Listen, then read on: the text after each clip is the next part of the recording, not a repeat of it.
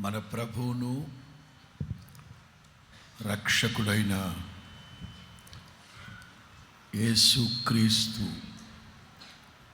అత్యున్నతమైన అద్వితీయ అమోఘమైన పుణ్యనామంలో పునర్నిర్మించబడిన ఈ హోసన్నా నూతన మందిర ప్రతిష్ఠ ఆరాధనలో పాలు పొందిన దేవుని ప్రియులందరికీ మరొక్కసారి ప్రభు పేరట శుభములు తెలియపరుస్తున్నాను. అందరికి వందనాలు. మందిరం ప్రక్క వీధిలో కూర్చున్న భక్తులందరికీ ప్రత్యేకమైన వందనాలు. అలాగే సేవకులందరికీ వందనాలు. అటువైపు ఉన్నారా? ఈ అద్దాల్లోంచి వీళ్ళే కనబడుతున్నారా? డబుల్ యాక్షన్ కనబడుతున్నారు. ప్రభు మిమ్మల్ని ఆశీర్వదించును గాక. ఆ మధ్య ఓ పాటలో రాసుకున్నాం, ఎంతగా కీర్తించిన నీ రుణమే నే తీర్చగలనా, ఇదే కదా నీలో పరవశం, మరువలేని తీయని జ్ఞాపకం. ఎంతగా స్తుతించి, ఎంతగా ఆనందించి, ఎంతగా ఆయన నామాన్ని కొనియాడి మహిమ పరిచిన ఆయన రుణాన్ని తీర్చగలమంటారా? మాట్లాడదే మందా. తీర్చగలమా? తీర్చలేం. ఎంతగా ఆయన నామాన్ని స్తుతించినా ఆయన రుణాన్ని తీర్చలేం. అందుకే వాక్యం అంటుంది, ఎల్లప్పుడూ ఆనందించండి. మరలా చెప్తున్నాను, ఎల్లప్పుడూ అని లేదు. ఇంకేమైనా ఉంది? ప్రభు నందు ఆనందించండి. మరలా చెప్తున్నాను, ఎల్లప్పుడూ. లోకంలో బోలెడని సంతోషాలు ఉన్నాయి. అవన్నీ సందర్భాన్ని బట్టి, సమయాన్ని బట్టి, సన్నివేశాన్ని బట్టి ఉంటాయి. కానీ ప్రభునందు ఆనందించే ఆనందం నిరంతరం ఉంటుంది. దానిని ఏ ఒక్కడు మన హృదయంలో నుంచి దొంగిలించలేడు. దాన్ని అంటారు రక్షణానందం. ఏ ఆనందం? వంటానందం కాదు. ఏ ఆనందం? మార్తా విస్తారమైన పనులు కల్పించుకొని ఉప్మా చేద్దారన్న సంతోషంలో ఉల్లిపాయలు తరుగుతూ వేళ్ళు తెగ్గొట్టుకున్నాం. ఎందుకు అడావుడి? మీ చెల్లి ఉత్తమమైనది కోరుకుంది. మీ చెల్లి దగ్గర నుంచి ఎవ్వరు దీన్ని తీసివేయలేడు. దీన్ని అంటారు రక్షణ ఆనందం. మీకు చిన్న మాట చెప్పాక వర్తమానంలోకి వెళ్తాను. ఒకసారి 3 రోజుల పాటు సభలు ఏర్పాటు చేసాం. 3 రోజులు బాప్తిసాల గురించి ఘాటుగా, హాటుగా, 2 అంచులు కలిగిన ఖడ్గం ఎడ కోతేసేసింది. అసలు దేవుని వాక్యం మన భాషలో చెప్పాలంటే పరిశుద్ధాత్ముడు దొలగొట్టేశాడు. నామకార్థ క్రైస్తవ సంఘానికి సంబంధించిన ఓ సిస్టర్ గారు వాక్యానికి విధేయత చూపి బాటిసం పొందేసింది. కానీ బట్టలు తెచ్చుకోవాలి. ఆదివారం ఆరాధన అయిపోయింది. బాప్తిసం పొంది ఒక్క అరగంట ఈ ఎండలో నుంచుంటే బట్టలు ఆరిపోతాయి అని పాపం ఈవిడ ఎండలో నుంచుంది. ఈలోగా ఇంటి దగ్గర వీళ్ళ ఆయనకు ముట్టించేసింది. ఎవరు? తోటికోళ్ళు. తెలుసుగా, మీ ఇంట్లో జరిగేదే కదా. ఇక వీళ్ళ ఆయన రెడీగా ఉన్నాడు. పాప ఈవిడ కొంచెం బట్టలు ఆరాక నింపాదికి ఇంటికి వెళ్ళింది. భర్తను ఉంచున్నాడు. ఏమే, నువ్వు అదేదో పొందేవంటగా.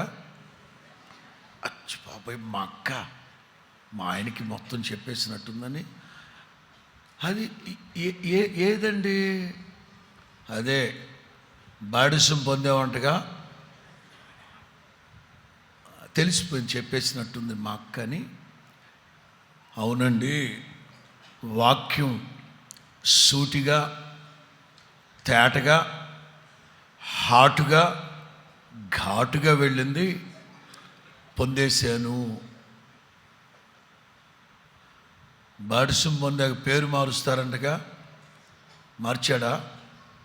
వీడికి అన్నీ తెలుసు, కానీ వీడు పొందడం. మార్చారండి. ఏ చర్చిలో అది? వస్తున్న చర్చి. పద, చర్చి దగ్గర పద. ఎందుకండి? పదా. ఇంకొచ్చాడు చర్చి దగ్గరికి. ఎవడరా? మా ఆవిడికి బాటిసం ఇచ్చింది ఎవడరా? రమ్మని బయటికి. ఆవిడికి వచ్చాం. ఏంటండి? నువ్వేనా మా ఆవిడికి బాటిసం ఇచ్చింది? ఇచ్చుంటానండి. అమ్మ ఇచ్చానన్నా. అవునా అన్నగారు, ఇందాక ఇచ్చానన్నా. ఇచ్చుంటాను నేను సార్ అని. ఇదిగో మా ఆవిడని ఇక్కడ వదిలిపెట్టి వెళ్తున్నా, మీరు ఉంచుకోండి ఇక్కడ అన్న. అరే, ఉంచుకోవడానికి ఇదేనా బొచ్చుకోక్క అనుకున్నామంటారా? మీరు ఉంచుకోండి ఇక్కడ. ఇక నేను ఏలుకోను. ఏం పాపం చేసింది? బాడిసం పొందింది. మనం కూర్చొని మాట్లాడుకుందాం. కూర్చొని మాట్లాడుకుంటే అన్నీ సెట్ అయిపోతారు. ఏంటి కూర్చొని మాట్లాడు? కుదరదు. నువ్వు ఇక్కడ నేను వెళ్తాను. ఏమంటే అది కాదండి, దానికే వదిలేస్తారేంటి మీరు?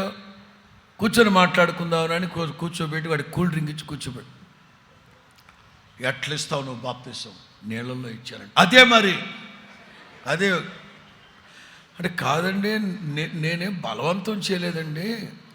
బాప్తిసం యొక్క పరిశుద్ధ గ్రంథం యొక్క వివరణ ఏంటో చెప్పాను. నేనే బలవంతం కావాలి శిష్యుగా నేనే బలవంతం చేశాను.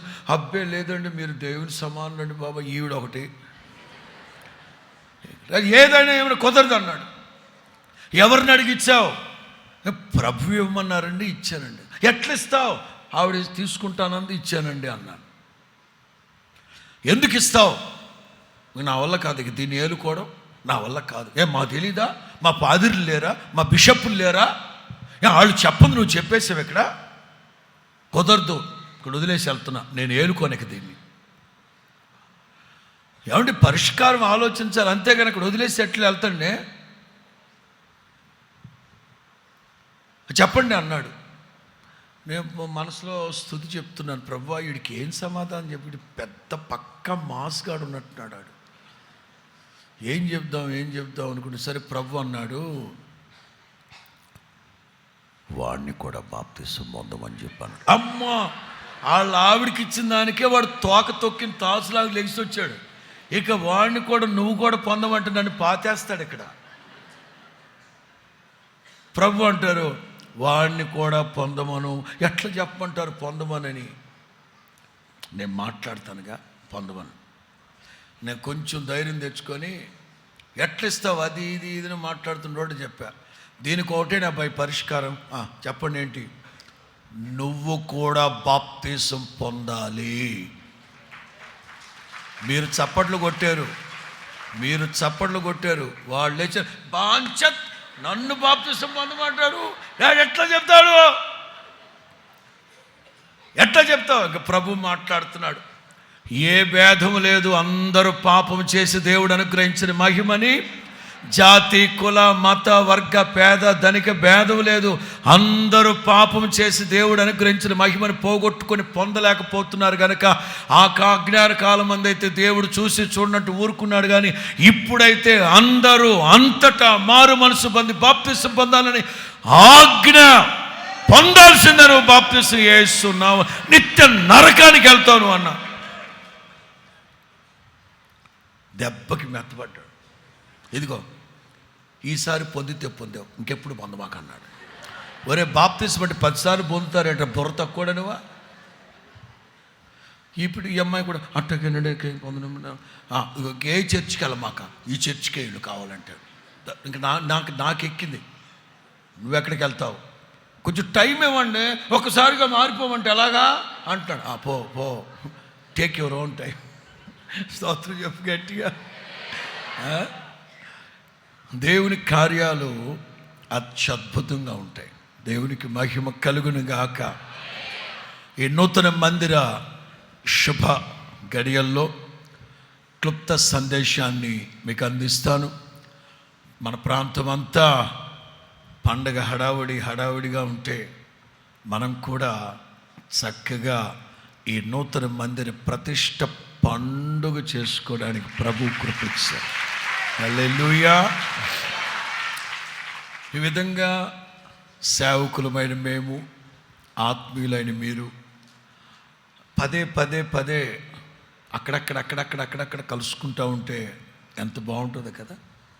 చాలామంది ఉంటారు.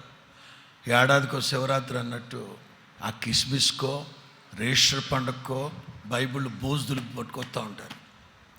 మీరైతే ఆత్మీయులుగా చక్కగా ఎక్కడ ప్రార్థనా కూడికైనా ఆసక్తి కలిగి మీరు వస్తున్నారు కనుక నిశ్చయముగా మీ అందరి పట్ల నా తండ్రి వాత్సల్యపూర్ణుడై కృప చూపును గాక. క్లుప్త సందేశాన్ని రాత్రి మీకు అందిస్తాను. యెహెజ్కేలు గ్రంథం 36వ అధ్యాయం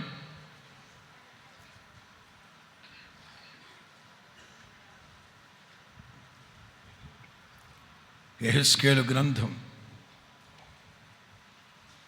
36వ అధ్యాయం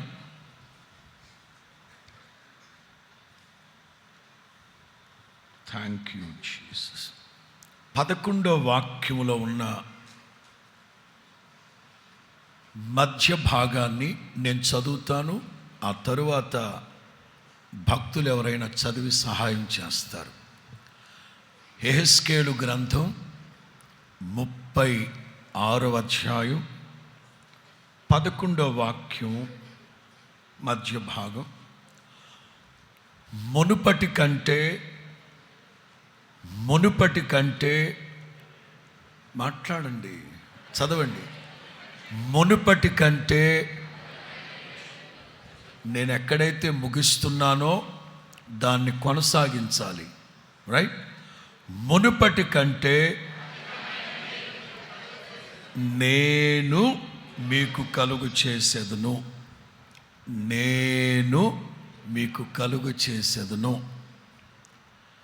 ఈ ఒక్క చోట నేను అనే మాటలు కొన్ని మిస్ అయ్యాయి.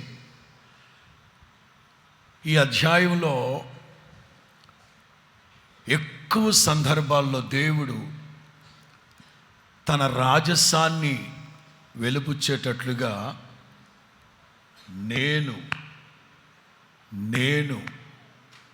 నేను వాస్తవంగా మన దేవుడు రాజు, రాజులకు రాజు, ప్రభువులకు ప్రభు. గత కొద్ది సంవత్సరాలుగా దేవుడు మనతో వాగ్దానం చేసేటప్పుడు నిత్యమైన కృపతో నేను మీకు వాత్సల్యాన్ని చూపుతాను, నీతి అను దక్షిణ హస్తంతో నేను మిమ్మల్ని. కొత్త సంవత్సరం వాగ్దాన సందేశ కోడికలో ఈ వ్యాఖ్యానాన్ని మీరు వినుంటారు. ప్రతి సంవత్సరం దేవుడు నేను మిమ్మల్ని, నేను నీకు, నేను మిమ్మల్ని అని నేను అని రాజసాన్ని చూపెట్టేవారు. కానీ ఈ సంవత్సరం వాత్సల్యపూర్ణుడైన దేవుడు కొంచెం వెనక్కి తగ్గి మనల్ని ముందు పెట్టి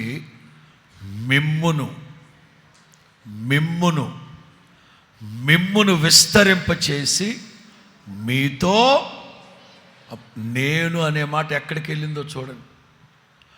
మిమ్మును విస్తరింపజేసి మీతో నేను చేసిన నిబంధనను స్థాపించదును. గొప్ప దేవుడు కదా, అత్యున్నతమైన దేవుడు కదా. ఈ అధ్యాయంలో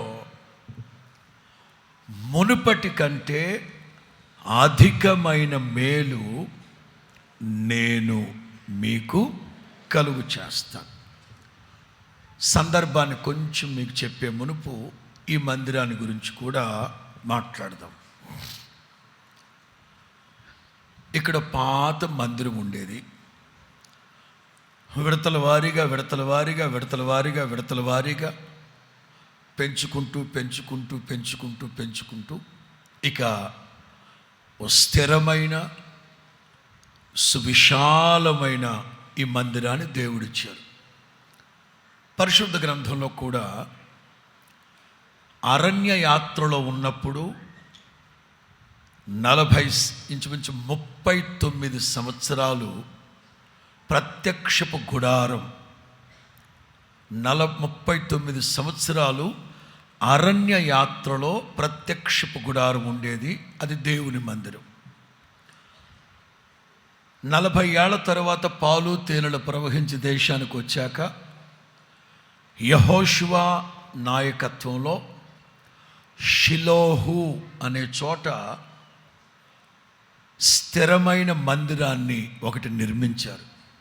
అక్కడే ఏలి సేవ చేస్తూ ఉండేవారు.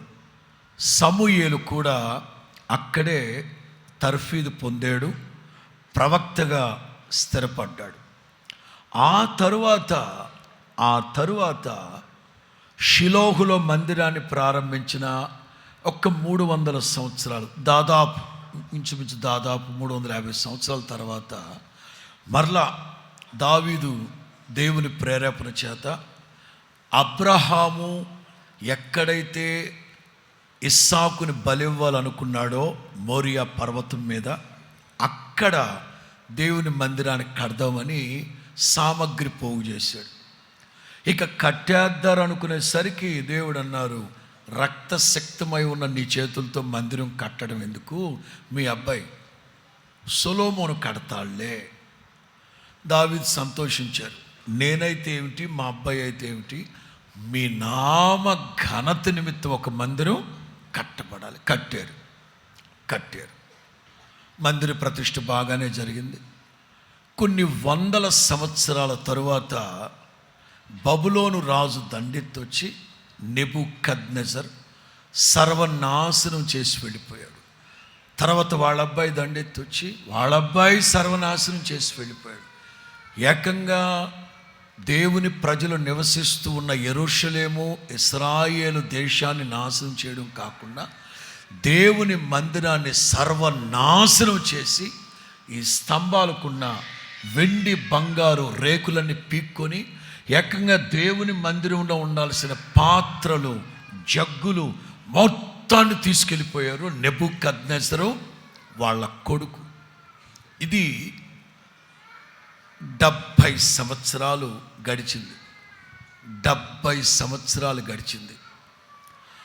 ఆ 70 సంవత్సరాలలో ఇశ్రాయేలు దేశము యొక్క పరిస్థితిని చూస్తూ దేశంతో మాట్లాడిన మాటలు, ఇశ్రాయేలు దేశంలో ఉన్న పర్వతాలతో, చెట్లతో, వాగులతో, వంకలతో దేవుడు మాట్లాడిన మాటలు ఇవి.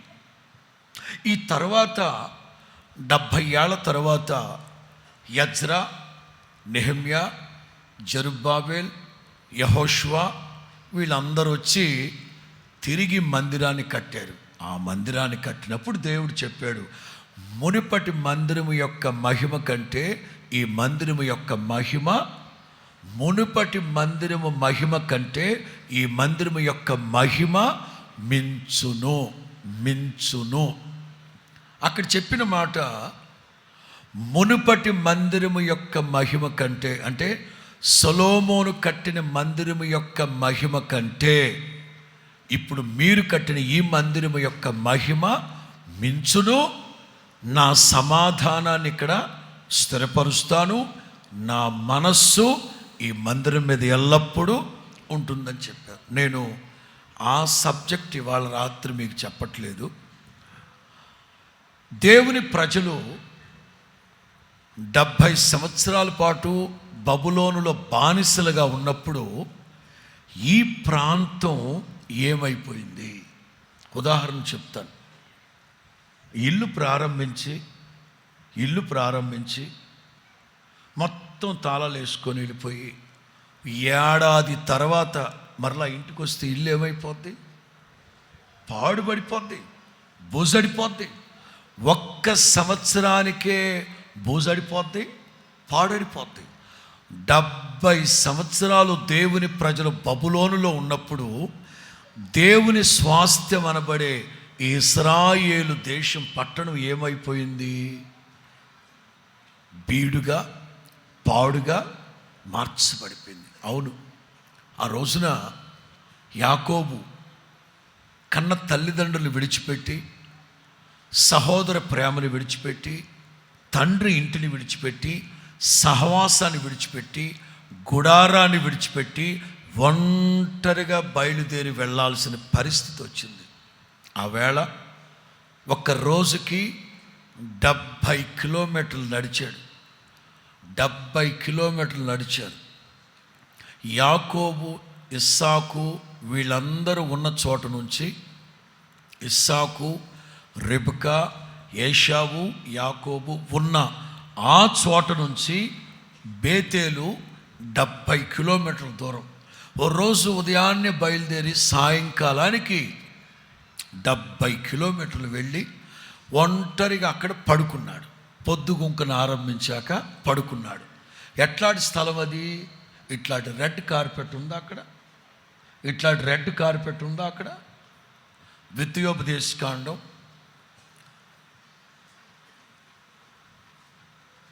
32:10. ద్వితీయోపదేశకాండం 32:10. అరణ్య ప్రదేశములోను, ఒక్కొక్క ఆస్పెక్ట్ గమనించండి.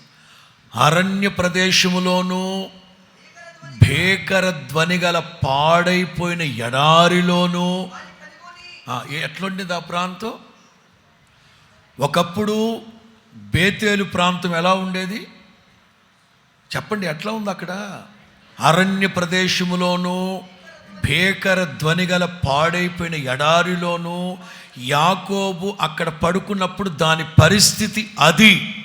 ఆ తర్వాత ఉదయాన్నే లేచి అంటారు, ఇది దేవుని మందిరమే కానీ వేరొక్కటి, ఇది దేవుని మందిరమే కానీ వేరొక్కటి, ఇది పరలోకపు గవినే కానీ మరొక్కటి, యెహోవా ఈ స్థలమందున్నాడది నాకు తెలియకపోయినే. సరే, ఆ కాన్సెప్ట్ ప్రక్కన పెట్టండి. అక్కడ మందిరం కట్టబడింది అనుకుని మందిరం. ఇప్పుడు నేను చెప్పేది ఏమిటంటే 70 సంవత్సరాలు దేవుని ప్రజలు బబులోన్లో ఉన్నప్పుడు దేవుడు మాట్లాడుతూ ఎవరితో మాట్లాడారు ఈ మాటలు?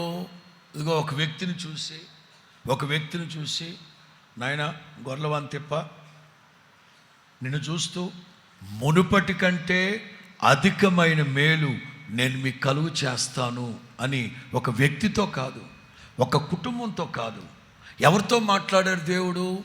నిర్జలమైన, నిర్జీవమైన, బీడు బారిపోయిన, సారహీనమైన ఆ ఇశ్రాయేలు దేశం ఎట్లా మార్చబడిపోయిందో తెలుసా?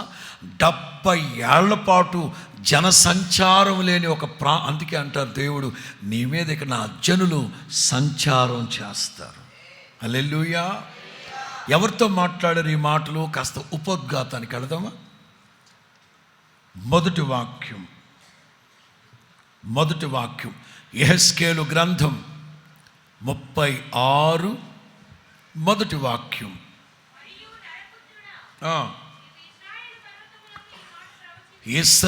ఎందుకంటే ఎవరు లేరు. దేవుని ప్రజలు ఎక్కడున్నారు ఇప్పుడు? బబులోనులో బానిసలుగా ఉన్నారు. ఇశ్రాయేలు దేశమే కానీ, పర్వతాలే కానీ, వాగులే, వంకలే కానీ, చెట్లు పొట్లు సర్వనాశనం అయిపోయినాయి.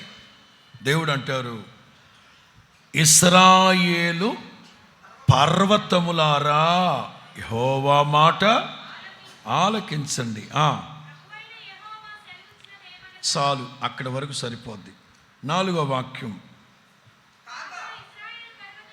ఇశ్రాయేలు పర్వతములారా. 5వ వాక్యం, 5వ వాక్యం, ప్రభువైన యెహోవా సెలవిచ్చినదేమనగా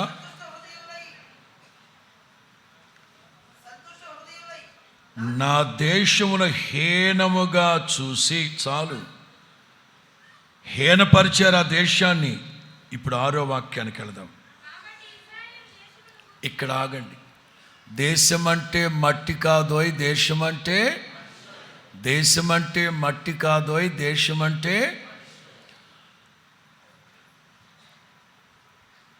అక్షరానుసారంగా వ్రాతపూర్వకంగా మనం గమనిస్తే ఇశ్రాయేలు దేశాన్ని గురించే మాట్లాడుతున్నారు. ఇశ్రాయేలు దేశంలో ఉన్న పర్వతాల గురించి మాట్లాడుతున్నారు. ఇంకా చెప్పాలంటే దేశమును గూర్చి పర్వతములతోనూ, కొండలతోనూ, వాగులతోనూ, లోయలతోనూ. చాలు,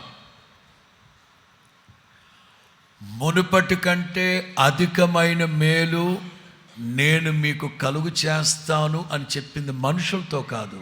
ఎవరితో? దేశంతో.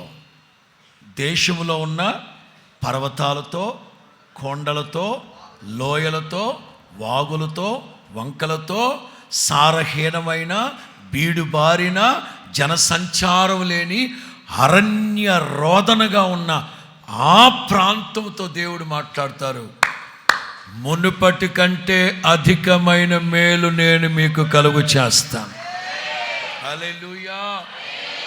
ఇందాక గౌరవనీయులు మోషన్ రాజు గారు అన్నారు కదా, ఒకప్పుడు ఈ ప్రాంతం దారుణంగా ఉండేది, ఒకప్పుడు ఈ ప్రాంతం భయంకరంగా ఉండేది. అసలు మొట్టమొదటి దేవుని మందిరం వచ్చినప్పుడే అద్భుతంగా వెలుగు వచ్చింది. ఇప్పుడు ఇంకా మహామహిమ కలిగిన వెలుగుతో ఈ ప్రాంతం నింపబడింది. స్తోత్రం చెప్పండి గట్టిగా. ఇక్కడున్న కొన్ని దీవెనలు ఒక్కసేపు నేను మీకు తెలియపరుస్తాను. కొన్ని దీవెనలు వాస్తవంగా ఇక్కడున్న ఒక 6 మాటలు ఉంటాయి. నేను నేను నేను నేను అని ప్రస్తావిస్తారు దేవుడు. ఒక్కొక్క మాట ఒక 10 నిమిషాలకి మించకుండా ఒక 4-5 ఆశీర్వాదాలు నేను మీకు తెలియపరుస్తాను. మొదటి మాట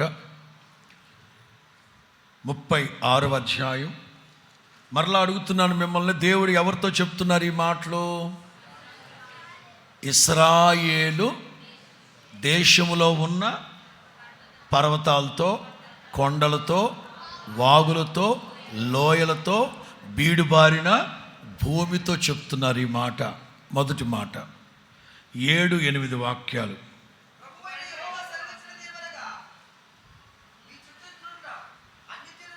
నీ చుట్టూ ఉన్న అన్యజనులు నేను నీ చుట్టూ ఉన్న అన్యజనులందరూ అవమానము నొందుదురని నేను, తెలుగు బైబిల్లో నేను ప్రమాణం చేయుచున్నాను. ఇన్ ఇంగ్లీష్, నేను చేతులెత్తి ప్రమాణం చేయుచున్నాను. ఎవరైనా దొరబాబు కానీ దొరసాని కానీ ఉన్నారు ఇక్కడ? హైదరాబాద్ నుంచి వచ్చుంటాయి ఇక గుంటలో పండక్కి. అదిగో నాన్న లేగమ్మా, ఇంగ్లీషేగా, ఏ కుమ్మే పో. The name of Jesus. Ezekiel chapter 36 verse 7. అరే అక్క కొంచెం నీళ్ళు లేవురా, లేకపోతే మొహం మీద నీళ్ళు చల్లరా, ఇప్పుడు లేచినట్టుంది అక్క. నాన్న చదువమ్మా. అమ్మ మైక్ తీసుకురా. అరే మైక్ ఇవ్వరా. ఏదో దొరబాబు దొరికాడు రా బాబా, దొరికాడు చెప్తా బాబురా. చదువు నాన్న. Ezekiel chapter 36 verse 7. Therefore they say, the Lord of God, I swear that the nations that are all I swear the nations. అక్కడ ఉండాల్సింది ఏంటంటే నేను చేతులెత్తి ప్రమాణం చేస్తున్నాను అని ఉండాలి. అబ్బాబ్బాబ్బాబ్బాబ్బా ఎందుకు తాడేపలే చిలకల పూడి గుంట వస్తుంది బాబా. చదువు నాన్న, చదువుమ్మా.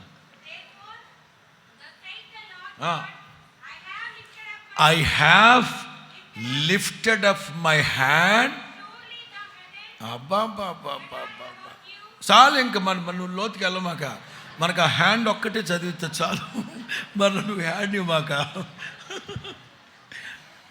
చూసారా, దేవుడు మామూలుగా ప్రమాణం చేయట్లేదు ఆ దేశంతో. ఏం చేద్దాం, మన బుర్ర తక్కువ, ప్రతిదీ అనుమానమే. దేవుని మీద చేస్తాడా చేయడా అని.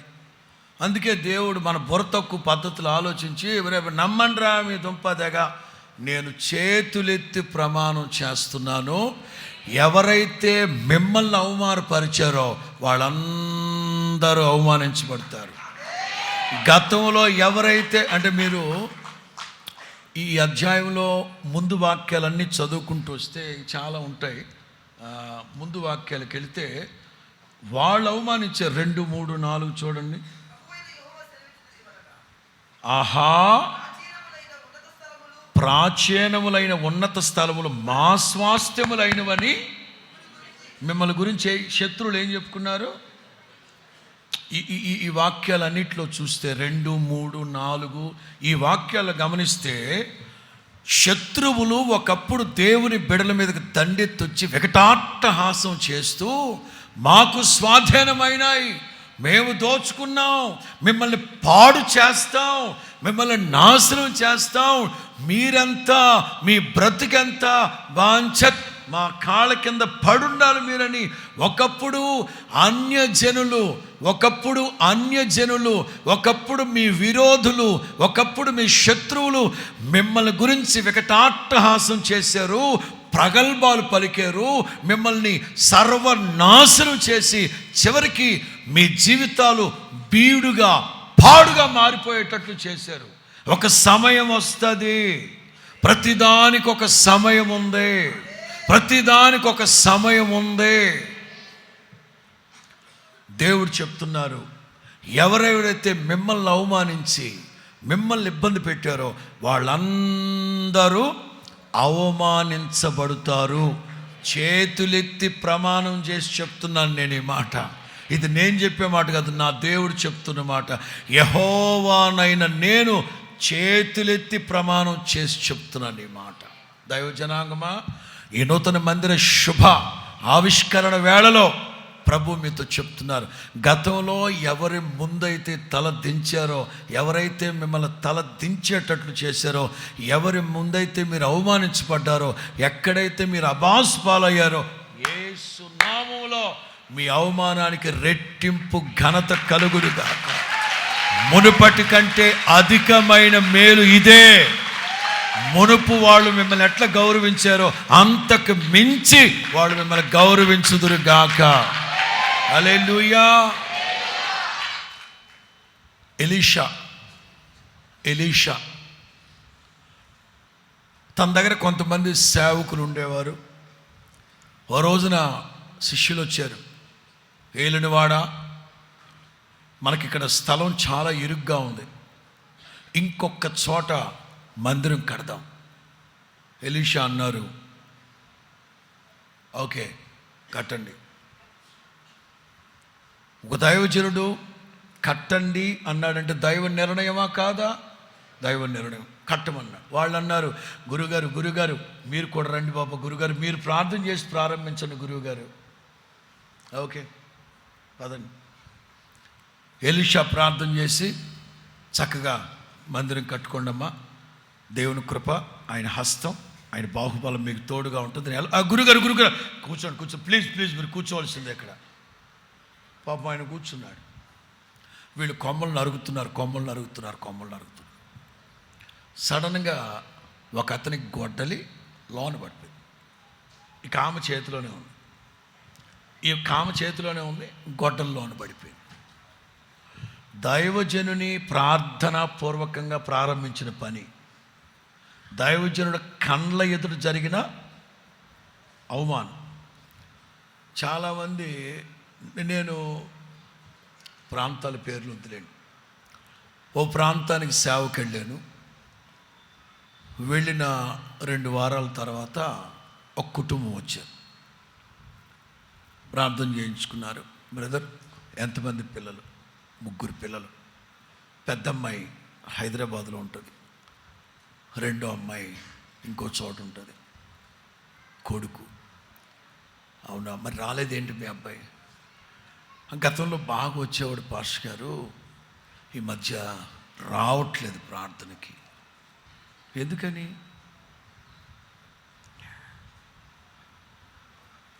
మూడు నెలల క్రితం మీకు ముందు పాస్టర్ గారు ఉన్నారు కదా, మా అబ్బాయికి 70,000 రూపాయలు పెట్టి కొత్త బైక్ ఒకటి కొన్నాం.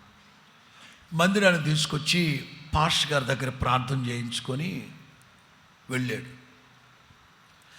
24 గంటల గడవక మునిపే యాక్సిడెంట్ అయింది, బండి బాగా దెబ్బలు తగిలాయి.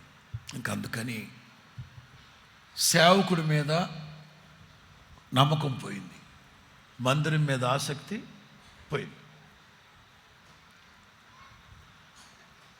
అవునా, 24 అవర్స్లోనే జరిగింది అట్లాగా? అవునండి.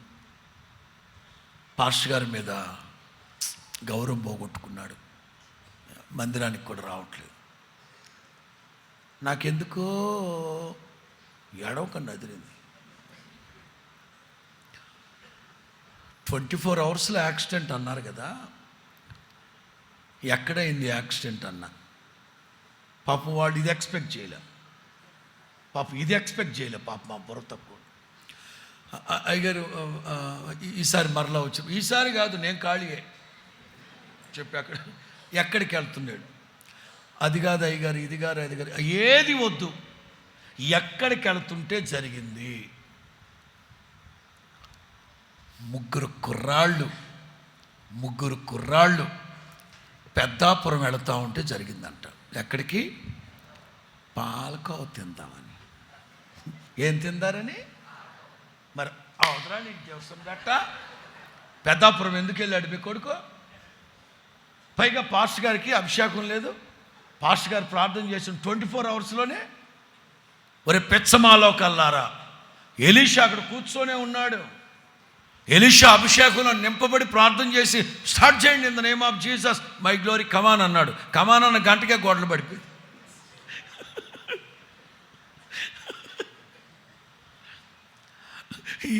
ఈ పనోడు వెళ్ళి, గురుగారు గొడ్డలు అప్పు తెచ్చుకున్నానండి అన్నాడు. చెప్పదలిచింది ఏంటంటే, అందరూ సేవకులే ఉన్నారు అక్కడ, అందరూ సేవకులమే అనుకుంటున్నారు. అతను కూడా సేవకుడే. ఇక అతను ఎన్నో ఆశలతో, ఎన్నో ఆశయాలతో చెట్లు నరుకుతూ, ఆఖరి కొమ్మ నరికేస్తే నెక్స్ట్ మూమెంట్ మందిరం కట్టుకోవడమే. ఎన్నో సంవత్సరాల కళ నెరవేరబోతుంది. ఆశతో పనిచేస్తున్నాడు అతను, ఆసక్తితో పని చేసుకుంటాడు. టక్కని గోడలు పడిపోయి వెళ్ళి అద్దెకి తెచ్చుకున్న గొడ్డలి అన్నాడు. ఇక తోటి సేవకులు అందరూ, ఏ నాటకాలు ఆడేవరా, ఎంతకాలం ఆ గొడ్డలు నీదే అనుకున్నావు, అబ్బా నీకు అభిషేకం ఉంది అనుకున్నావు, అచ్చు బాబోయ్ నీ సొంత గొడ్డలు అనుకున్నావు, ఏమి బిల్డప్రా నీది. అవమానమా కాదా? తోటి సేవకులందరూ అవమానపరిచారు. గంట క్రితం అవమానాలతో ముంచెత్తుతున్నారు అతన్ని. సరే, దైవజనుడు ప్రార్థన చేసి మరలా ఆలోచన చెప్పాడు. వెళ్ళి కొమ్మేశాడు. అక్కడ కొమ్మేసిన వెంటనే ఇనప గొడ్డలి అలా తేలింది. నా మాటగా చెప్పనా, తేలడమే కాదు, అలా నేల మీద తేలుకుంటూ ఇతని దగ్గరకు వచ్చింది. చెప్తాం మరి, తేల చేసిన దేవుడు దగ్గరికి రానివ్వడా ఏంటి? గొప్పగా చెప్పుకుందారండి బాబా. గొడ్డలు చేతికి తీసుకున్నాడు, ప్రార్థన చేసుకున్నాడు. గంట క్రితం దూషించి అవమానించిన వాళ్ళు వీళ్ళందరూ ఏం చేస్తున్నారు తెలుసా? అన్న పర్సనల్ ఏంటన్నా, మా కుటుంబంలో కూడా చాలా సమస్యలు ఉన్నాయి, మా కుటుంబం కోసం ప్రార్థన చేయన్నా. తమ్ముడా, ఏంటి తమ్ముడా అవమానిస్తారు? అవమానం కాదన్నా, దేవుని శక్తి నీకు తోడై ఉందన్నా. ఇంత గంట క్రితం తెలియక అవమానపరిచాం, కానీ ఎక్కడైతే అవమానించబడ్డాడో అక్కడే రెట్టింపు ఘనత. స్తోత్రం చెప్పు గట్టిగా. మునుపటి కంటే అధికమైన మేలు నేను మీకు కలుగు చేస్తాను అంటే అర్థమేంటో తెలుసా? గతంలో ఎవరెవరైతే మిమ్మల్ని అవమానించారో, దూషించారో, బాధించారో, వేధించారో, శోధించారో, మిమ్మల్ని తలదించుకునేటట్లుగా అవమానపరిచి 10 మందిలో ఆరడిపరిచారో, వాళ్ళందరూ సిగ్గుపడేటట్లుగా రెట్టింపు ఘనత నా ప్రభు కలుగు చేయును గాక. హల్లెలూయా. ఇది 7వ వాక్యమా? 8వ వాక్యానికి వద్దాం. ఏంటి రెట్టింపు ఘనత? ఒరే కొంచెం నిదానం చదువు, పక్కన పిల్లలు ఉన్నారు.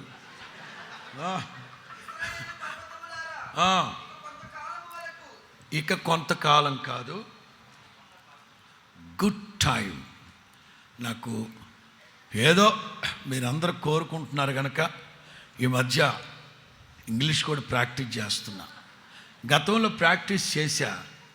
దట్టు, ఇట్టు, ఈజు, ఈ 3 తప్ప 4వ ముక్క రాలా, వదిలేశా. ఈ మధ్య మనం కొంచెం అంతర్జాతీయంగా తిరుగుతున్నాం కదా, ఏదో 4 ముక్కలు పోగేసుకుందామని చదువుతూ ఉన్నాను. ఇక కొంతకాలం కాదు, ఇన్ ఇంగ్లీష్ చదువు.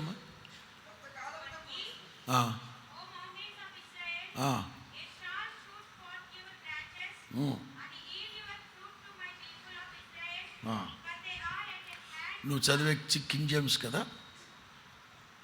లివింగ్ బైబిల్లో అదే. మనం ఒక ట్రాన్స్లేషన్ చదువుతామా? మనం వాళ్ళని తర్జుమాలు ఉన్నాయి మన దగ్గర. అంటే ఆశీర్వాదకరమైన మాటలు ఏ ట్రాన్స్లేషన్లో ఉన్నాయో దాన్ని బయటకు తీస్తున్నా. ఇది కింగ్ జేమ్స్. లివింగ్ బైబిల్లో ఏమని ఉంటుందంటే, ఇక కొంతకాలం కాదు, గుడ్ టైం, మంచి రోజులు వస్తున్నాయి మీకు. కొట్టు హల్లెలూయా, హల్లెలూయా.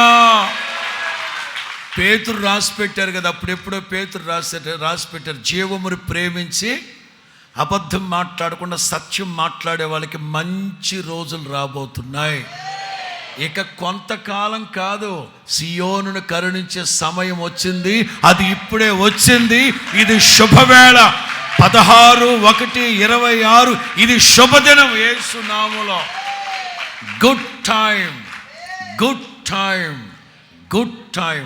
102లోనా సియోనును కరుణించే సమయం వచ్చింది. ఎక్కడ? Psalm 102, 102వ కీర్తన, ఐ థాట్ 13వ వాక్యం, 102వ కీర్తన 13వ వాక్యం. నీవు లేచి దాని మీద దయచూపుటకు కాలము వచ్చింది, వచ్చేసింది. ఇదే శుభదినం యేసు నామములో, ఇదే శుభదినం యేసు నామములో. 70 సంవత్సరాలు, దశాబ్దాల పాటు దైవ ఆశీర్వాదాన్ని నోచుకోకుండా ఉన్నావా? 2026 ఈ శుభవేళ ప్రభు చెప్తున్నారు, మంచి రోజులు వస్తాయి కాదు, వచ్చే ఉన్నాయి. Good time. 2 చదువు అక్కడ. కొంతకాలంకి ఇశ్రాయేలు నాకు జనం వస్తారు, మీరు ఏం పెడతారట? ఇక్కడ న్యూ ట్రీస్, న్యూ బ్రాంచెస్, చిగురు పెడతారు,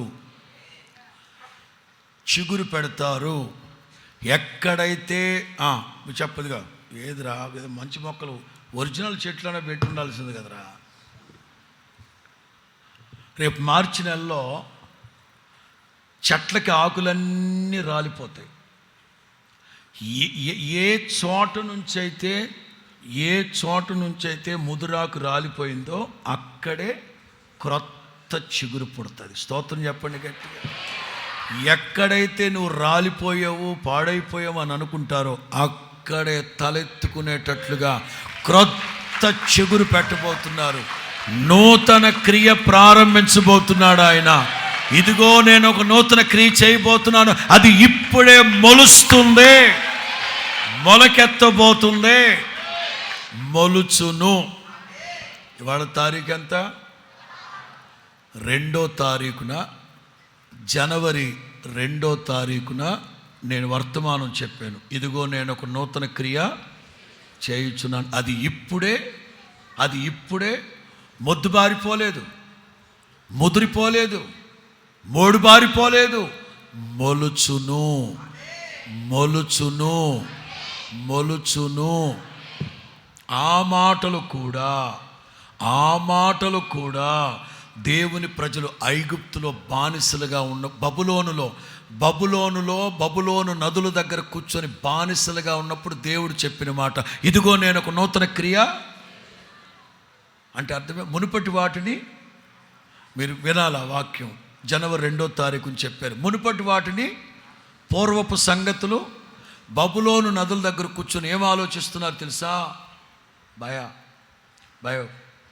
బాబాయ్ పిన్ని గారు, దేవుడు కార్యాలు చేస్తారు పిన్ని గారు, ఎట్టాటి కార్యాలు చేస్తారు నాయన.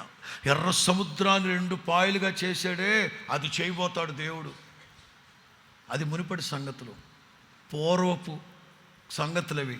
దేవుడు అంటారు, ఒక్కసారే నేను ఏది చేసినా ఒక్కసారే చేస్తా, ఎప్పటికప్పుడు నూతన క్రియలే చేస్తాను నేను. స్తోత్రం చెప్పండి గట్టిగా. నిన్న ప్రారంభించిన ఇశ్రాయేలీల యాత్ర, ఇశ్రాయేలీలు ఐగుప్తులో నుంచి బయలుదేరిన ఆ రోజు ఎట్లాడుతో మీకు చూపెడతాను. నిర్గమకాండం 9వ అధ్యాయం. మీరు ఆ టర్మినాలజీ గుర్తుపెట్టుకోవాలి.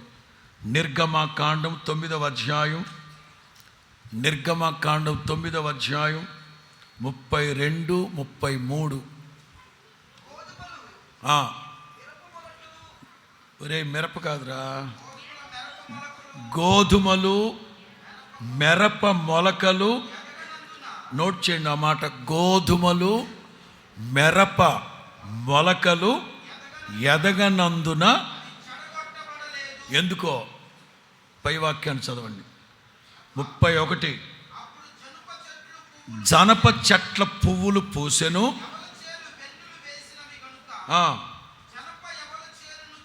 జనుప యవల చెట్లు చెడగొట్టబడెను కానీ గోధుమలు, మిరప మొలకలు. నోట్ చేయండి, ఎదగనందున మొలకలు. ఐగుప్తు మొత్తం తగలబడిపోతూ ఉంది, ఐగుప్తు మొత్తం నాశనం అయిపోతూ ఉంది. ఐగుప్తీయులందరూ, నిన్న రాత్రి చెప్పాను నేను, ఐగుప్తీయులందరూ వాళ్ళ ఇంట్లో సచ్చిన వాళ్ళని పాతి పెట్టుకుంటున్నారు. రాత్రుల్లో లైట్లు వేసుకొని, పెట్రోమాక్స్ లైట్లు కాంతిలో సమాధి కార్యక్రమాలు జరుగుతున్నాయి. ఇశ్రాయేలీలు వారందరి కన్నుల ఎదుట నుండి జయధ్వనులతో బయలుదేరారట. హల్లెలూయా. ఆత్మీయులు గుర్తుపెట్టుకోండి, ఆత్మీయుల పరమ కనాను యాత్ర ప్రారంభించిన ఎపిసోడ్ నిన్న రాత్రి సుక్కోతు యాతాముని గురించి చెప్పాను. రేపు రాత్రి మిగ్దోలు, బయల్సెపూను ఇవన్నీ చెప్తాను. రేపు సీరియల్గా మీరు వినాలి ఖచ్చితంగా. మీరు ఇక్కడ గమనించండి, జనప చెట్లు, యవల చెట్లు బాగా ఎదుగున్నాయి, వాటిని చెడగొట్టేశాడు దేవుడు. ఐగుప్తు దేశం సారవంతమైన దేశం. ప్రస్తుతం అమెరికా ఎంత సుసంపన్నమైన సస్యశ్యామలమైన దేశమో ఒకప్పుడు ఐగుప్తు అట్లాంటిది. అందుకే లోతు అబ్రహాము ఏ ప్రాంతం కావాలో కోరుకోరా అంటే సొదొమ గొమొర్రాను కోరుకుంటూ మనసులో ఏమనుకున్నాడు? ఐగుప్తు దేశం వలె, నైల్ నది వలె సారవంతమైంది. ఐగుప్తు దేశాన్ని ఆర్థికంగా దెబ్బకొట్టాలని జనప నారు ఎందుకు చెడగొట్టాడు తెలుసా? ఆ రోజుల్లో బట్టలు సమస్తం తయారు చేసేది జనుముతో. అందుకే ఐగుప్తుని ఆర్థికంగా దెబ్బకొట్టడానికి చెడగొట్టేసి గోధుమలు, మిరపలు జస్ట్ మొలకలు ఎత్తుతున్నాయి అంచేత వాటిని చెడగొట్టలేదు. అంటే 400 సంవత్సరాలు కన్యళ్ళ మధ్యలో కాపురం ఉన్నారు కదా. ఇప్పుడు మీరు బయలుదేరి వచ్చేటప్పుడు మీ మైండ్ ఫ్రెష్గా ఉండాలి. మనం పార్క్ ఎందుకు వెళ్తాం? పార్కులకి ఎందుకు వెళ్తాం? గ్రీనరీ, ఫ్రెష్గా ఉన్న గ్రీన్ లేత గడ్డిని చూస్తే మనస్సు ప్రశాంతంగా ఉంటుంది. అట్లాగే దేవుడు కూడా ఎప్పటికప్పుడు మన మైండ్ ఫ్రెష్గా ఉంచి నూతన క్రియ జరిగించును గాక. చిగురు పెడతారు. మొదటిది చేతులెత్తి ప్రమాణం చేస్తున్నాను, ఎక్కడైతే మీరు అవమానించబడ్డారో సమయం వచ్చింది, మంచి సమయం, మంచి రోజులు వచ్చాయి. 2, చిగురు పెడతారు. ఎక్కడైతే రాలిపోయారో, ఎక్కడైతే పడిపోయాడో, ఎక్కడైతే పతనం అయిపోయారో అక్కడే నూతన చిగురు పెట్టేటట్లుగా ప్రభువు మేలు చేయును కాక. ఫలములు ఫలములు ఫలములు. గత సంవత్సరాల్లో ఆధ్యాత్మికంగా మీరు ఫలభరితమైన జీవితాన్ని చేయలేదేమో. క్రైస్తవుడు అనేవాడు ఫలించాలి. ఫలించడానికి ప్రయత్నించండి కాదు, ప్రభు చెప్తారు మీరు వెళ్ళి ఫలించాలి. ఫలించడానికి ప్రయత్నించండి కాదు. ఆత్మీయులు గమనించుకోండి, మునుపటి కంటే అధికమైన మేలు అంటే అర్థం గతంలో దేవుని కొరకు మీరు ఫలించలేదేమో, ఇక మీదట మీరు ఆత్మ ఫలము ఫలించేటట్లుగా నా ప్రభు మిమ్మల్ని అభిషేకించును గాక. అట్లా కిందకి వెళదాం. 9వ వాక్యం, యెహెజ్కేలు గ్రంథం 36 9వ వాక్యం. మరలా చెప్తున్నాను,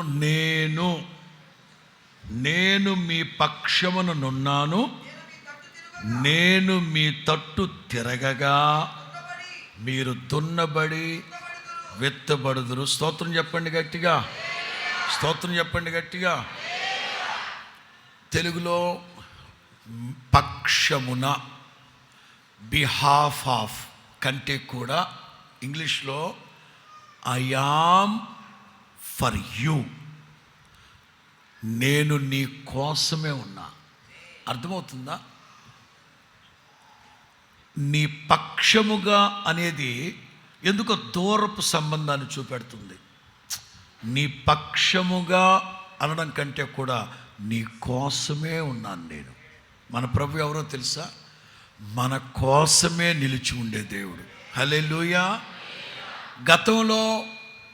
గతంలో దేవుడు అన్నారు, నేను మీకు పరాజ్ముఖుడునై ఉన్నాను. గతంలో మనం దేవుని వైపు ఎంత చూసినా దేవుడు మనల్ని చూసి చూడనట్లుగా ఉన్నారు. ఇప్పుడు చెప్తున్నారు, నేను మీ తట్టు తిరగగా నా చల్లని చూపు మీ మీద పడగా మీరు దున్నబడతారు, మీరు విత్తబడతారు, మీరు నా దేవుని దయని పొందుకుంటారు. ఇక్కడ నేను చెప్పదలిచింది ఏంటంటే, గతంలో స్వయంకృత అపరాధాలను బట్టి దేవుడు మనకు దూరం అవుతూ వచ్చారు. ఆ పాట గురించి ఎన్నోసార్లు చెప్పాను నేను. 22వ కీర్తన, దేవా నా ఆర్తధ్వని వినవా, నీవేళ దూరమైతివి. చదవండి, 22వ కీర్తన 1వ వాక్యం. నీవు నన్నేల విడనాడితివి, వెనక తలలు పైకెత్తని. పాట రాస్తా ఉన్నాం. ఏ పాట? సర్వాధికారివి, సర్వజ్ఞుడవు, సంపూర్ణ సత్య స్వరూపివి నీవు. ఆ పాట రాస్తున్నాం. 1-2 చరణాలు అయిపోయాయి. యేసన్న గారు అప్పుడే డయాలసిస్కి వెళ్ళేసి వచ్చారు. డయాలసిస్కి వెళ్ళి వచ్చాక రోజంతా జ్వరం వచ్చేది ఆయనకి. పడుకున్నాడు, పక్కన పడుకున్నాడు గదిలో. మేము రాస్తూ ఉన్నాం, పాడుతూ ఉన్నాం. సడన్గా లేచారు. కళ్ళు కూడా తెరవలా. ఆ లైటింగ్, రూమ్లో ఉన్న లైటింగ్ చూడలేక ఇట్లాగే కళ్ళు పెట్టుకోదే పాట ప్రక్కన పెట్టి 22వ కీర్తన చూడండి. 22వ కీర్తన ఈ కొత్త పాట పక్కన పెట్టి చూడండి అన్నాడు. తీసాం. ఏముంది అక్కడ అన్నాడు. శాఖరు అదిగో వాడున్నాడు. చదవండి అన్నాడు. ఇట్లా కళ్ళు నలుపుకుంటూ కళ్ళు తెరవకుండానే ఫేవర్ ఆయనకి బాగా. అప్పుడు దేవా నా ఆర్తధ్వని వినవా, నీ వేళ దూరం అవుతుంది అది ఉంటే సరే ఒక ట్రాజిడీ రాగాన్ని ఒకటి పెట్టి సారోఫుల్గా పాట చేయండి అన్నాడు. సరే అని ఇంకా పెట్టుకొని చేస్తూ వాయిస్తూ దేవా నా అది వీడు కూడా ఉన్నాడు అప్పుడు. నువ్వు నెహమ్యానా? ఈ గొర్రెలన్నీ ఉన్నాయి అప్పుడు. ఆడు శాఖరు అందరూ పెట్టుకున్నాం. దేవా నా ఆర్తధ్వని వినవా, నీవేల దూరమైతివి కృపచూపవాని రాసం పల్లవి అయిపోయింది, చరణం రాసం. గాలివాన హోరులో గమ్యమెటో కానరాక. ఈ చరణం నర్సాపూర్లో రాసింది యేసుదాస్ పాస్టర్. నేను మొదటి చరణం గాలివాన హోరులో గమ్యమేటో తెలియక అటు ఇటు వెళ్ళి. మొత్తం మీద చరణం అయిపోయింది. సాయంకాలానికి లేచి మరలా అయినా కాస్త దుప్పటి కప్పుకొని కూర్చొని పల్లవి పాడండి. దేవా నా ఆర్తధ్వని వినవా, నీవేల దూరమై. తప్పది, తప్పు కాదు నా బైబిల్లో అట్లాగే తప్పది. నీవేళ దూరం అవుతివి అని దేవుణ్ణి అడుగుతాడేంట్రా ఈ దావీదు. ఇందాక చెప్పాడు అబ్రాం. తప్పు చేసింది ఎవరు? బెత్షెబాతో పాపం చేసింది ఎవరు? వాళ్ళ ఆయన్ని చంపించింది ఎవరు? ఇన్ని దరిద్ర పనులు చేసి మరి నీవేళ ఆయన ఎందుకు దూరం అవుతాడు రా? ఆయన అక్కడే ఉన్నాడు, మన కోసమే ఉన్నాడు. ఆయన నీ కోసమే ఉన్నాడు, నీ కోసమే. మీ అందు దయచూపవలనని ఆయన నిలవబడి ఉన్నాడు, మిమ్మల్ని కరుణించవలన ఆయన నిలబడే ఉన్నాడు, నీ కోసమే ఉన్నాడు. నువ్వు తప్పుడు పనులు చేసి, నువ్వు బెత్షెబత పాపం చేసి వాళ్ళ ఆయన్ని నిర్దాక్షరంగా చంపించి మనవరాలు వయసును దాన్ని తెచ్చి, ఏ వయసు? మనవరాలబ్బా. అబ్రాం అహీతోఫేలు మనవరాలేగా పిల్ల. అహీతోఫేలు మనవరాలు. ఆ పిల్ల మనవరాలు వయసును దాన్ని తెచ్చుకొని మోసలే నక్క అని ఎవరో అన్నారు, నేను కాదు. ఇన్ని దరిద్ర పనులు చేసి మరి తగున నీవేలాదు. మరి ఏం రాయమంటారన్నా? నేనేలో దూరం అయితేనే. అసలు నేను మీకు దూరమైన సంగతి కూడా నాకు అసలు తెలియట్లేదు ప్రభు. ఇట్లాగే చెప్పాడు ఆయన. అబ్బా రా, ఇట్లాగే నేనేలో దూరం అయితేనే ప్రభు, కృప చూపు నాయన, నీ దరికి ఇట్లా రాయను రా అన్నాడు. అప్పుడు పెట్టుకున్నావు. నువ్వు పెట్టుకో సీమైనరు.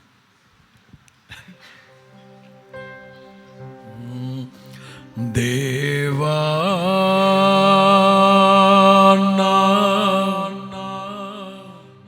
ఆర్తధ్వని వినవా, నేనేల దూరమై కృపచూపవాని దరికి చేర్చుకొనవా. యేసయ్యా నా ఆర్తధ్వని వినవా, నేనేల దూరమైతిని కృప కృపచూపవాని దరికి చేర్చుకోనవా.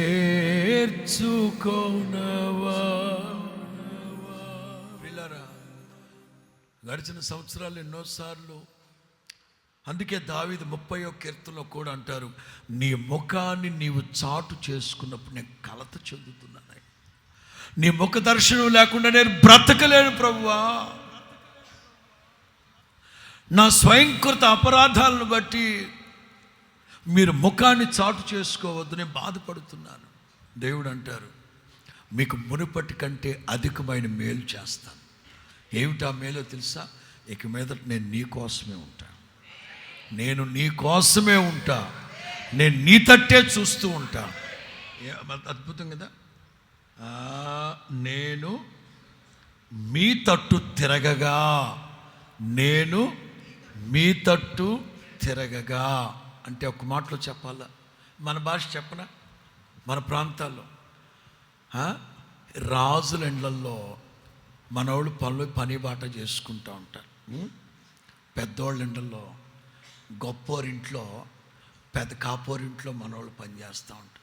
ఓ పండగకో పబ్బానికి వాళ్ళు ఏదైనా ఇచ్చారనుకోండి, మనోళ్ళు వెళ్ళి ఏమంటారు తెలుసా? మీరు చల్లగా ఉండాలంటే మేము నున్నగా ఉంటామండి బాబా. మీరు చల్లగా చూస్తే మేము నున్నగా ఉంటామండి బాబా. ఎట్లా బాబా మాట్లాడదేంటి బాబా మందా?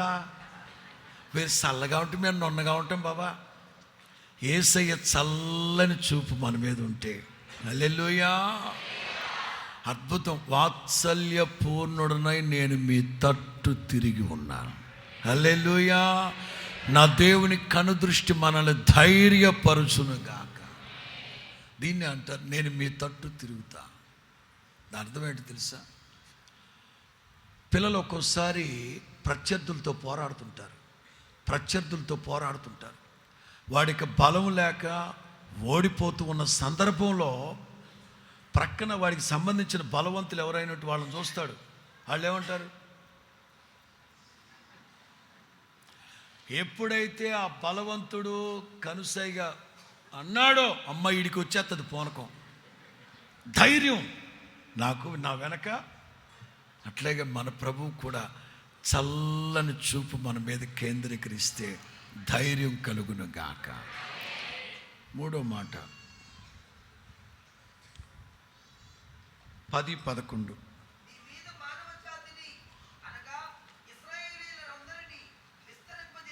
నువ్వెక్కడమ్మా?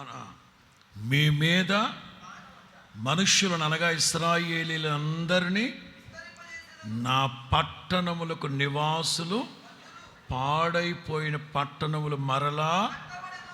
ఒక్క మాటలో చెప్పాలంటే, ఇప్పటి వరకు ఈ గునిపూడిలో హోసన్నా మందిరానికి వస్తూ ఉన్న విశ్వాసులందరూ ఒక ఎత్తు, ఇక మీదట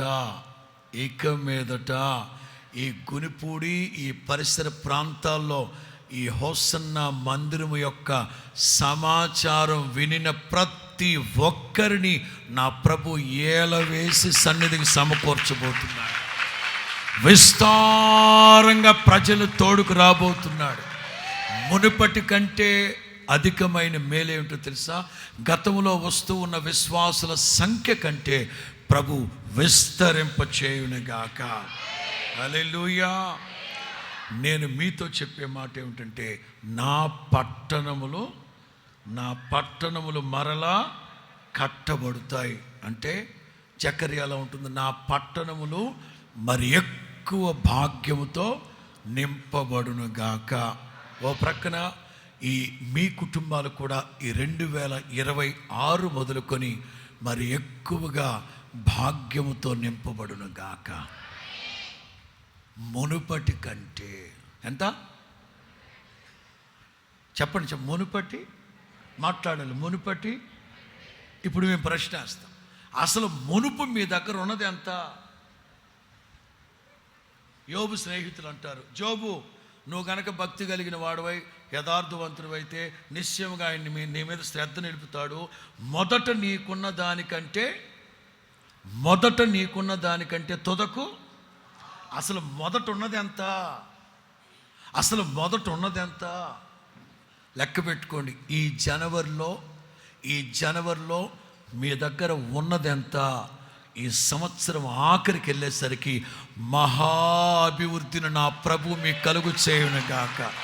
గత సంవత్సరాల్లో మీరు ఎప్పుడు ఒక్క 4 రాళ్ళు వెనకేసుకుందామన్న పాపాన పోలేదు. ఒకవేళ వేసుకున్నాము అని అనుకుంటే కిడ్నీలోకి వెళుతున్నాయి తప్ప రాళ్ళు. ఆశీర్వాదకరంగా మారలేదు. ఎస్, మునుపటి కంటే గత సంవత్సరాల్లో కొంచెం పట్టుకున్నారా? ఈ సంవత్సరం మరి ఎక్కువ భాగ్యముతో మీ కుటుంబాలు నింపబడును గాక. పాడైపోయినది, నేను ఇక్కడ రాసుకున్న మాట ఏంటంటే, పాడైపోయిన పట్టణాలు, అది ఎలా చెప్పాలి? నిష్ప్రయోజనమైనవి యేసు నామములో మీ వాడుకలోకి వచ్చును గాక. కన్న తల్లి అయిన హాగరు 13 ఏళ్ల కొడుకుని ఏత్తి ముండ్ల పొదలో కొట్టి, నిష్ప్రయోజకుడు, చేతగానోడు, పనికిరానోడు, నా బ్రతికే నాకు భారం అయితే నువ్వొకడు దాపరించావు కదరా నా కడుపున. ఎట్లా పుట్టావురా? అడ్డగాడిదా అడవి గాడిదా?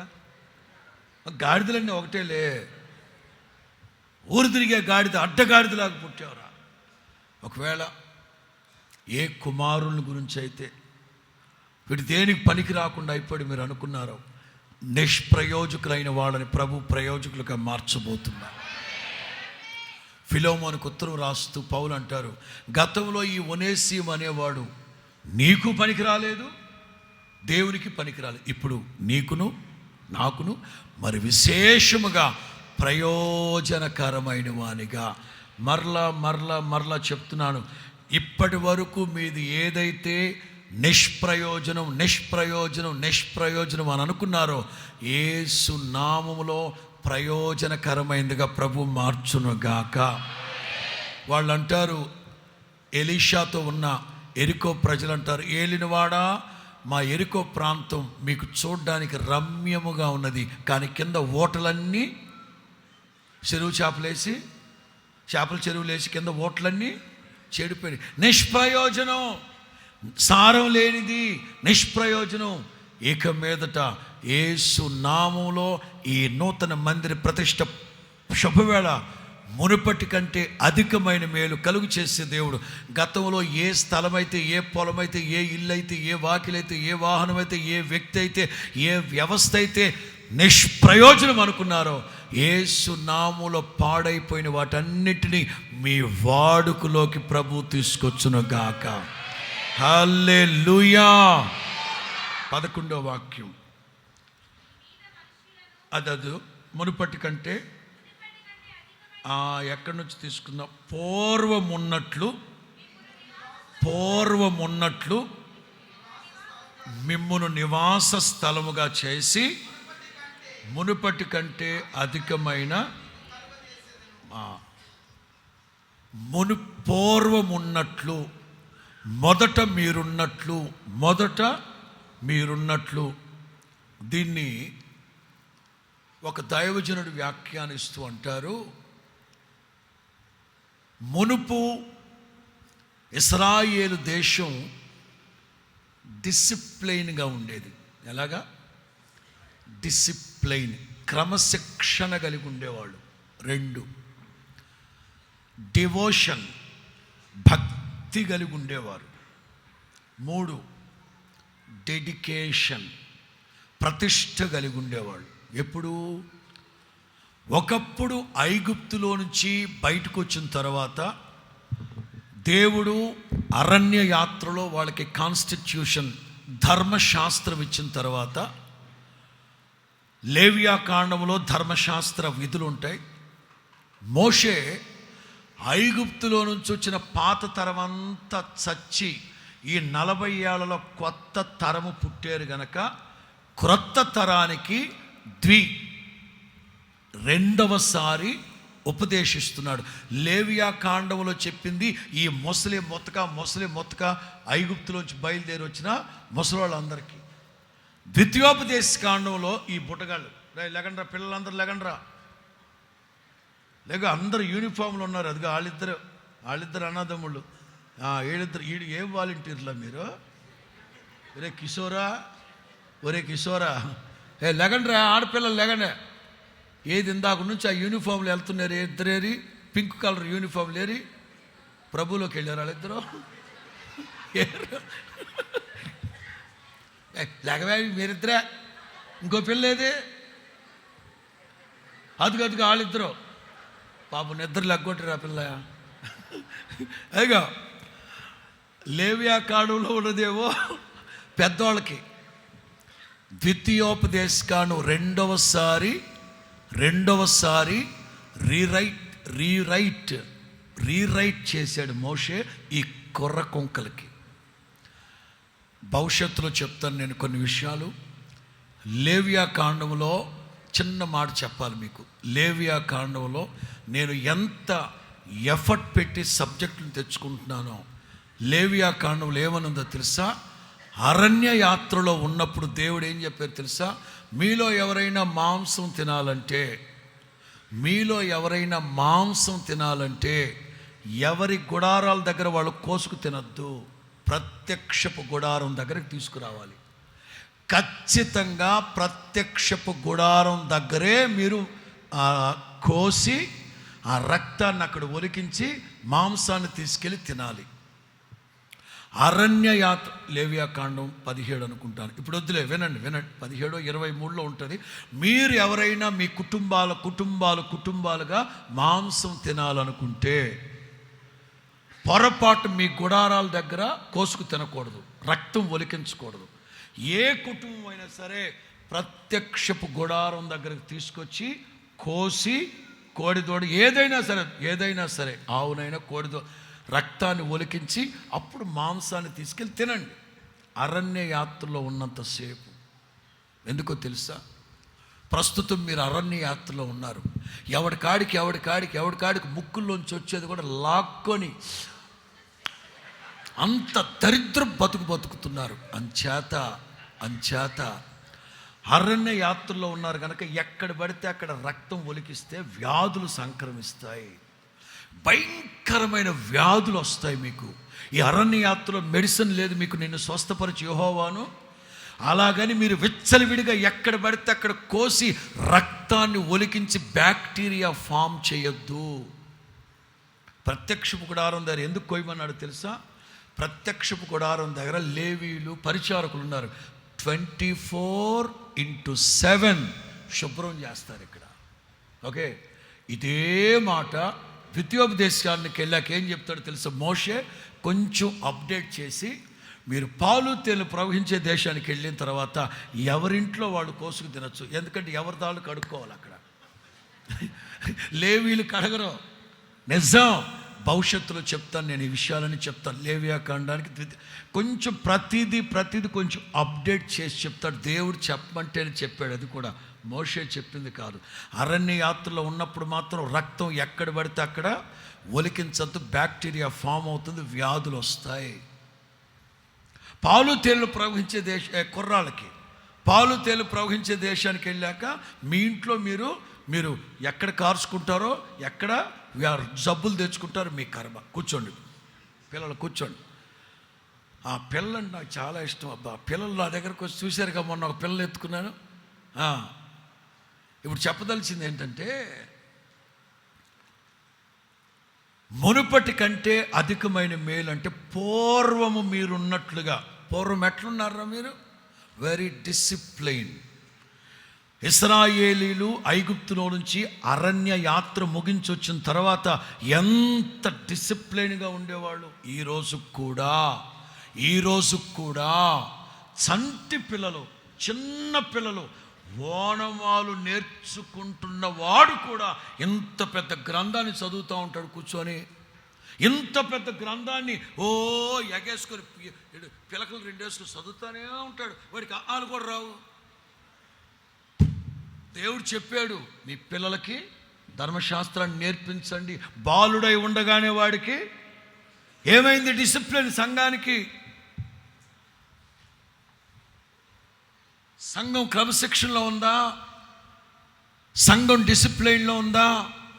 ఒకప్పుడు బాగా డిసిప్లైన్గా ఉన్నారు, ఇప్పుడు ఎలా ఉంది? తల్లిదండ్రులు మీరు డిసిప్లైన్గా ఉన్నారు, పిల్లలకి డిసిప్లైన్ నేర్పిస్తున్నారా? సంఘంలో పిల్లలు ఎలా ఉండరు? సండే స్కూల్కి పంపిస్తున్నారా? పిల్లల్ని నేర్పిస్తున్నారా? సండే స్కూల్ యొక్క విశిష్టత నేర్పిస్తున్నారా? నిన్న రాత్రి చెప్పాను, ఒక పరిశుద్ధుడు చెప్పిన మాట చెప్పాను. ఒక పరిశుద్ధుడు చెప్పిన మాట, ఒక వ్యక్తిలో, నాన్న లేగరా గొర్రెలు అని తిప్ప లేగు, ఇగో ఆత్మీయుడు మా పిల్లాడు,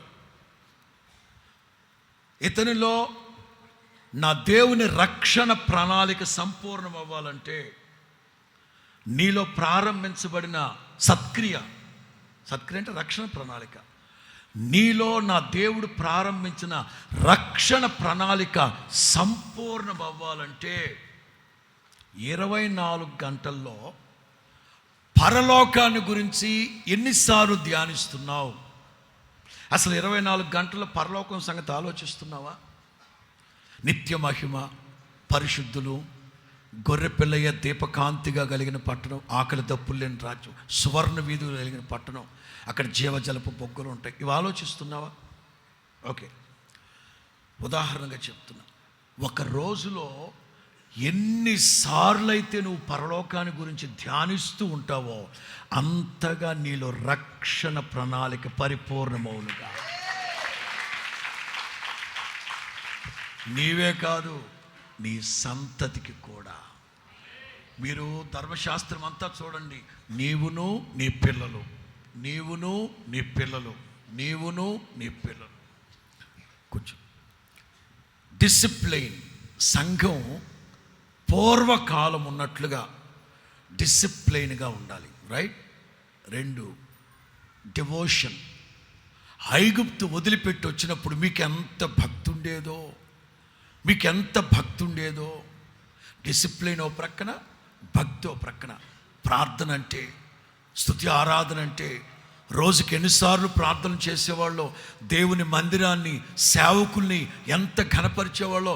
ఇంట్లో జాంపండు కాసినా, ఇంకా శీలావతిని పట్టినా,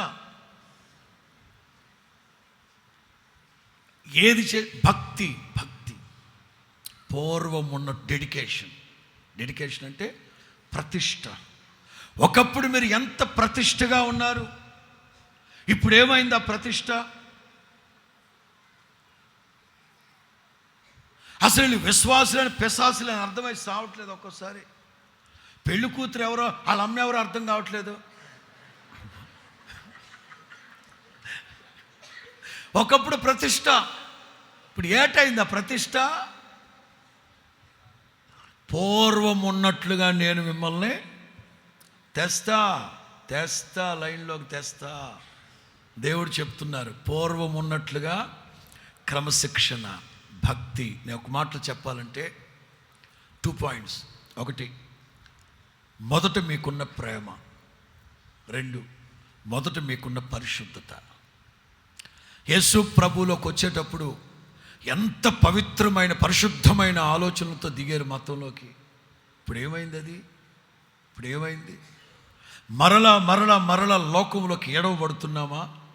జాగ్రత్తగా ఉండాలి. మునుపటి కంటే అధికమైన మేలుతో నేను మిమ్మల్ని నింపుతాను. 11వ వాక్యంలో నేనే యెహోవానై ఉన్నానని తెలుసుకుంటారు. అంటే పరిశుద్ధుడైన దేవుడెవరో తెలుసుకుంటారు, సజీవుడైన దేవుడెవరో మీరు తెలుసుకుంటారు, నిత్యుడగు తండ్రి ఎవరో మీరు తెలుసుకుంటారు. దేవునికి స్తోత్రం చెప్పండి గట్టిగా.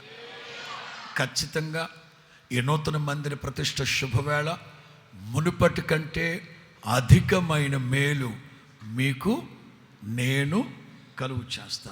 ఈ ఆశీర్వచనాలన్నీ ప్రతి ఒక్కళ్ళ హృదయాలలో పరిశుద్ధాత్ముడు నీరు కట్టి ఫలింపచేయును గాక. ఆమేన్. ప్రార్థన చేసుకుందామా? మహాపరిశుద్ధుడైన మా ప్రియ పరలోకపు తండ్రి, మీ శ్రేష్టమైన పరిశుద్ధ పుణ్యనామాన్ని స్తోత్రాలు. గునిపుడిలో నూతనంగా నిర్మించబడిన ఈ మందిర ప్రతిష్టారాధన కార్యక్రమానికి అభిషక్తులైనటువంటి దైవజనులను అబ్రాం పాస్టర్ గారిని, జాన్ వెస్లీ మీరు తోడుకుని వచ్చారు. విస్తారమైన ప్రజలను ఏలవేసి సమకూర్చారు. ఈ ప్రత్యేకమైనటువంటి రాత్రి మీరు అందించిన అమూల్యమైన మాటలను బట్టి మీకు కృతజ్ఞతాస్తుతులు చెల్లిస్తున్నాను తండ్రి. ఇశ్రాయేలు ఎడలను, శుద్ధ హృదయాల ఎడలను యెహోవా దయాళుడై నిలిచి ఉన్నాడు అని మాట్లాడిన మీ మాటల కొరకై మీకు స్తోత్రం చెల్లిస్తున్నాను. మునుపటి కంటే అధికమైన మేలు, అధికమైన ఆశీర్వాదం, అధికమైన స్వాస్థ్యం, అధికమైన సంతోషం, అధికమైన అభివృద్ధి, అత్యధికమైన విజయం అనుగ్రహించడానికి ప్రభువా మీ పిల్లలతో మీరు మాట్లాడినందుకై మీకు స్తోత్రం చెల్లిస్తున్నాం తండ్రి. మీ దాసుని నోట వచ్చిన ప్రతి మాట ఒక్కొక్కరి హృదయములో నూరంతలుగా ఫలించునుగాక, అక్షరాలుగా నెరవేర్చబడునుగాక, అద్భుత కార్యాలు జరుగునుగాక. అవమానము నొందిన చోటే రెట్టింపు ఘనత, అవమానం నొందిన చోటే అత్యధికమైన ఆశీర్వాదం, అవమానం నొందిన చోటే మంచి పేరు, ఖ్యాతి, ఘనత కలుగునట్లుగా ఒక్కొక్కరిని దీవించమని వేడుకుంటున్నాం తండ్రి. అవమానపరిచిన వాళ్ళే అభిమానించేటట్లుగా అద్భుతం చేయబోతున్నందుకై స్తోత్రాలు చెల్లిస్తున్నాను తండ్రి. ఈ శుభకార్యం ఒక్కొక్కరి జీవితంలో మీరు నిశ్చయంగా జరిగించుదురుగాక. అవమానం అంతటిని కొట్టివేయుదురుగాక, అవమానమంతా కొట్టివేయబడునుగాక. రెట్టింపు ఘనత, రెట్టింపు మహిమ, రెట్టింపు అభిషేకం ఒక్కొక్కరికి దయచేయమని కోరుకుంటున్నాను తండ్రి. మీకు స్తోత్రునైనా. అంత మాత్రమే కాదు తండ్రి, ఒక్కొక్కరి జీవితంలో చిగురు పెట్టి ఫలించేటట్లుగా, సమృద్ధిగా ఫలించేటట్లుగా, మొదట నీ స్థితి కొద్దిగా ఉండినా తొదన నువ్వు మహాభివృద్ధి చెందుతావని సెలవిచ్చిన దేవుడు తండ్రి. ఒక్కొక్కరి మీద మీ శ్రద్ధ నిలపండి తండ్రి.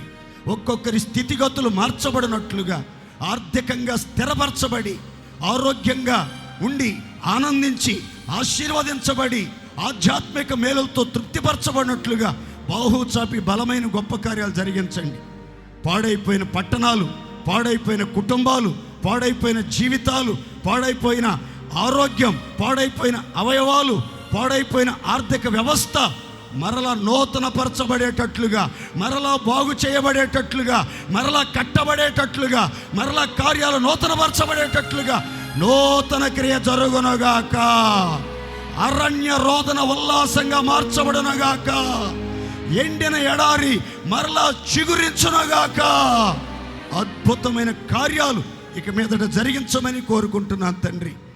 మునుపటి కంటే అధికమైన మేలు కలుగునట్లుగా ఒక్కొక్కరి జీవితంలో క్రమశిక్షణ కలిగి, భక్తి కలిగి, ప్రతిష్టాత్మకమైన జీవితంలో ప్రత్యేకత, పరిశుద్ధత కలిగి, మొదట ఉన్న ప్రేమ, మొదట ఉన్న పరిశుద్ధత, మొదట ఉన్న పరిచర్య, మొదట ఉన్న ఆసక్తి, మొదట ఉన్న దైవత్వపు లక్షణాలు కలిగి మిమ్మల్ని వెంబడిస్తూ సన్నిధిలో, ఉపదేశంలో స్థిరపడి మీ రాకడకు సిద్ధపరచబడినట్లుగా సహాయం దయచేయండి. పాలొందిన బిడ్డలందరినీ ఆయురారోగ్యాలతో, సుఖశాంతులతో, సర్వసంపదలతో, అష్టైశ్వర్యాలతో నింపండి. సంవత్సరం అంతా మీ దీవెనలు బిడ్డల వెంట వచ్చేటట్లుగా, మునుపటి కంటే అధికమైన మేలులతో తృప్తిపరచబడేటట్లుగా దయాళుడా బాహు చాపి నిండుగా మెండుగా దీవించమని కోరుకుంటున్నాను. సేవకులకు మంచి ఆరోగ్యం దయచేయండి. అబ్రాం పాస్టర్ గారికి, జాన్ వెస్లానికి మంచి ఆరోగ్యమును, శక్తిని, బలాన్ని మీరు ప్రసాదించండి. వెళ్తున్న మార్గాల్లో తోడుగొండండి. నిలిచిన ప్రతి చోట ఆయా ప్రాంతాలకు తగిన అభిషేకము, కృపను అనుగ్రహించి మీరు మాట్లాడమని కోరుకున్నాను. జనములకు, జాతులకు దీవెనకరంగా, ఘనతనిమిత్తమైన పాత్రగా మార్చి బూది గంతాలలో శక్తివంతమైన సాధనాలుగా గత సంవత్సరాలన్నిటికంటే 2026 సంవత్సరంలో ఘనంగా వాడుకొందురుగాక. మంచి ఆరోగ్యం, అభిషేకం, విశేషమైన కృప అనుగ్రహించబడునుగాక. ఆద్యంతం ఈ మందిర ప్రతిష్ట ఆరాధన కార్యక్రమాన్ని ఘనంగా మీ నామ మహిమార్థమై జరిగించేందుకు కృతజ్ఞతాస్తుతులు చెల్లిస్తూ యేసు నామం పేరట వేడుకొనుచున్నాము తండ్రి. ఆమేన్. మన ప్రభు అయిన యేసుక్రీస్తు వారి కృప, తండ్రి అయిన దేవుని ప్రేమ, పరిశుద్ధాత్ముని అన్యోన్య సహవాసం, సమాధానం, సన్నిధి సకల పరిశుద్ధులకు కూడిన మనందరికీ సదాకాలం తోడై మునుపటి కంటే అధికమైన మేలు చేయునుగాక. అందరం చెప్తే గట్టిగా ఆమేన్, ఆమేన్, ఆమేన్.